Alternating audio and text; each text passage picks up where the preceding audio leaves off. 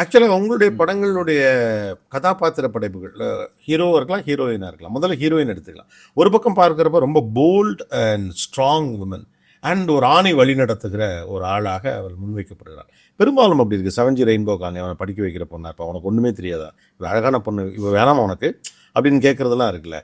இதில் அதே மாதிரி அந்த பொண்ணு கிட்டத்தட்ட 2-3 முக்கியமாக யாமினியாக இருக்கலாம் எல்லாமே. ஏன் அப்படி பெரும்பாலும் ஆணை வழிநடத்தக்கூடிய திறன் படைத்தவள் அப்படிங்கிற மாதிரியான ஒரு கதாபாத்திரம், ஏன் பெண் கதாபாத்திரங்கள் வந்து அப்படியாகவே பெரும்பாலும் இருக்கிறது உங்கள் படங்கள்? அவங்க அப்படி தாங்க இருக்காங்க, காமிச்சிக்கிறது இல்லை. ரொம்ப ரேராக தான் ஒரு ஆண் வந்து ஆதிக்கம் செலுத்துகிற வீடு இருக்கு. மற்றபடி நிறைய பார்த்திங்கன்னா பெண் தான் வந்து நம்ம சொசைட்டியில் அவங்களோட தான் ஜாஸ்தி இருக்கும். நீங்கள் ஆஃபீஸுன்னு போனால் கூட, இதுன்னு போனால் கூட, கல்யாணம்னு வந்தால் கூட எல்லாருமே நம்ம போடுறோம்ல, பொண்டாட்டிகிட்ட அடி வாங்குகிறோம், பொண்டாட்டிகிட்ட வாங்குகிறோம் எல்லாம். அது சும்மா பண்ணுறாங்க. பட் ஆண்களை வழிநடத்துகிற பெண்கள் இருக்கிற சொசைட்டி தான் நம்மளோட சொசைட்டி ஆக்சுவலாக. ஸோ அதை நம்ம பார்த்துட்டே இருந்திருக்கேன். எங்கள் அம்மா தனி மனுஷியாக வந்து எப்படி அந்த ஒரு பேக்ரவுண்ட்லேருந்து வில்லேஜில் இருந்து வந்து மதுரையில் ஒரு குக்கிராமத்துலேருந்து வந்து இப்படி வளர்க்கணும், இப்படி ஒரு 500 ரூபாய் இதில் சாப்பாடு போடணும், ஒரு இரும்பு மனுஷின்றது எங்கள் அம்மா தான் எங்களுக்கு.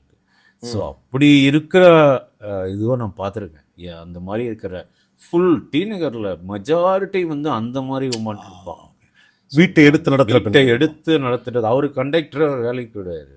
ஸோ அந்த வீட்டை நடத்துகிறது தான் ரொம்ப கஷ்டம். வேலைக்கு போய்ட்டு டிக்கெட் கொடுத்துட்டு வந்துடலாம் நம்ம. எங்கள் அப்பா போயிட்டு ஈவினிங் வரையும் சாப்பாடு ரெடியாக இருக்கும். அதுக்கு எங்கள் அம்மா படுகிற கஷ்டங்கள்லாம் நாங்கள் நேராக பார்த்தோம்.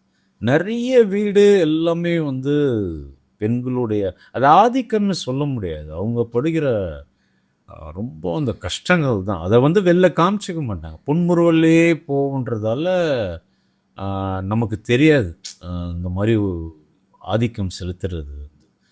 கடைசி வரைக்கும் வந்து சிரிச்சுக்கிட்டே போகிறது அம்மா மட்டும்தான். எந்த துன்பத்துலேயும் எந்த இதுலேயும் பசங்களுக்கு எல்லாரையும் சாப்பாடு போட்டுட்டு தான் எங்கள் அம்மா சாப்பிட்டு பார்த்துருக்கேன்.